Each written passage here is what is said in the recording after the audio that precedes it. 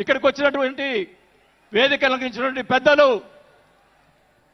మంత్రివర్యులు మనోహర్ గారికి, అలాగే దుర్గేష్ గారికి, పెద్దలు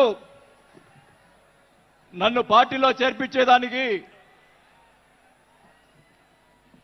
ముందుకు నన్ను తీసుకొచ్చినటువంటి వ్యక్తి మా నాగబాబు గారికి, అలాగే వేదిక అలంకరించినటువంటి ఎంపీలకు, ఎమ్మెల్యేలకు, జనసేన నాయకులకు అందరికీ కూడా ముందుగా నమస్కారాలు తెలియజేసుకుంటా ఉన్నాం. మీరందరూ కూడా 12 ఆవిర్భావ దినోత్సవాలు జనసేనకు సంబంధించి అటెండ్ అయి ఉంటారు. కానీ నాకు ఇది మొదటిది. అసలు బాలినేని శ్రీనివాసరెడ్డి అనేవాడు వైసీపీ విడిపోయి బయటకు వస్తాడా అనుకొని చాలా మంది మాట్లాడినటువంటి పరిస్థితులు ఉన్నాయి. నాకు క్షమించండి కొద్దిగా, ఎందుకంటే మొదటిసారి కాబట్టి ఒక 5 నిమిషాలు తీసుకుంటాను. దయచేసి మనోహర్ గారు క్షమించాలని కోరుకుంటా ఉన్నా. మొదటగా నాకు రాజకీయ భిక్ష పెట్టింది రాజశేఖర రెడ్డి గారు. రాజశేఖర రెడ్డి గారు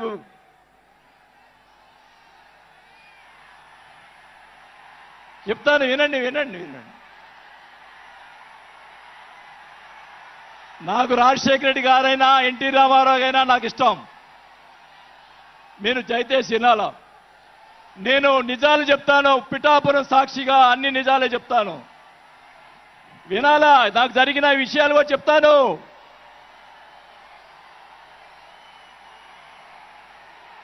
ఆ తర్వాత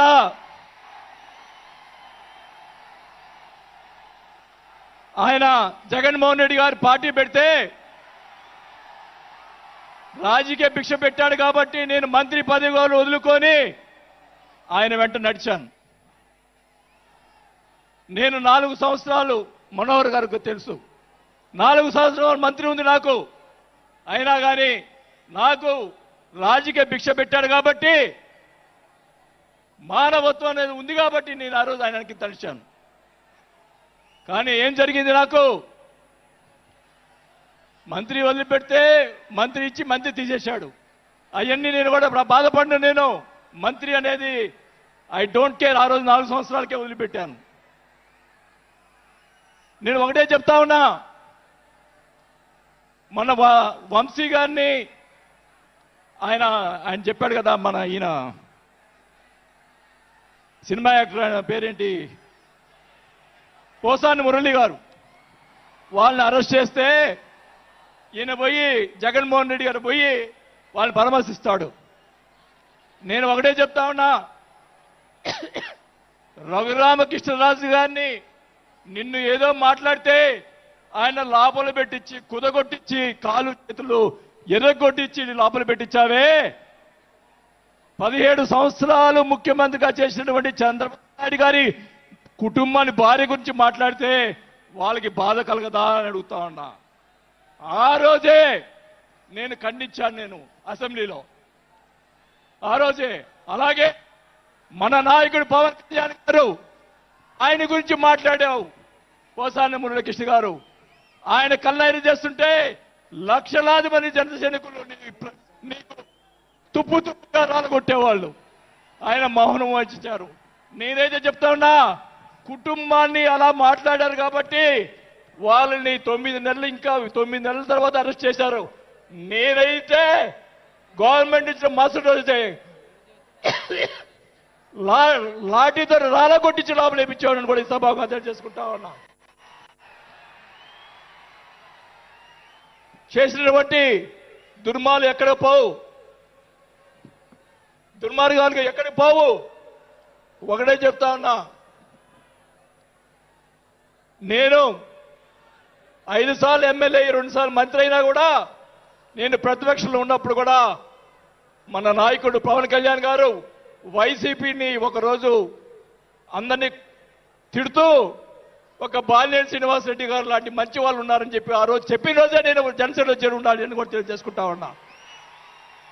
ఆ రోజు చేరకపోవటం నా దౌర్భాగ్యం. నేను ఈరోజు చెప్తా ఉన్నా, స్పీచ్ 9 నెలలు అయిపోయిందమ్మా ఇవ్వటం, అందువల్ల గొంతు ఇది అయిపోయింది. దయచేసి నేను మీ పిఠాపురం సాక్షిగా నిజాలే చెప్తా ఉన్నా. గవర్నమెంట్ వచ్చిన తర్వాత చిన్న చిన్న కార్యకర్తల మీద కేసులు పెట్టి లోపలేశారు. వాళ్ళని కాదండి లోపలేయాల్సింది, కోట్లు సంపాదించున్నారు, వాళ్ళని ఇంకా లోపలేలా. అదే నా బాధ. స్కాములు చేస్తున్నారు, కార్యకర్తలు పట్టించుకోలేదు, కోట్లు సంపాదించి ఈరోజు రకరకాలుగా మాట్లాడుతూ ఉన్నారు. పవన్ కళ్యాణ్ గారి గురించి మొన్న మాట్లాడాడు జగన్మోహన్ రెడ్డి గారు, ఏదో కౌన్సిలర్ అన్నాడు, ఏదో అన్నాడు. అయ్యా జగన్మోహన్ రెడ్డి గారు, మీ నాన్న దయతోటి నువ్వు ముఖ్యమంత్రి అయ్యావు, మీ నాన్న అంత అడ్డు పెట్టుకొని. మా నాయకుడు ఇప్పుడు జనసేన నాయకుడు పవన్ కళ్యాణ్ గారు స్వశక్తితోటి ఈరోజు లక్షలాది మంది అభిమాన పాత్రులు అయ్యాడని గుర్తుపెట్టుకోవాలని కూడా తెలియజేసుకుంటా ఉన్నా. మీ నాయనతోటి వెనక ఒకసారి ముఖ్యమంత్రి అయ్యావు, ఇంకా చూద్దాం. నేను ఒకటి కూడా చెప్తా ఉన్నా, నేను పవన్ కళ్యాణ్ గారిని కలిసినప్పుడు రాశారు చాలా మంది, కొన్ని పత్రికల్లో మీడియాలో రాశారు. ఏం రాశారు?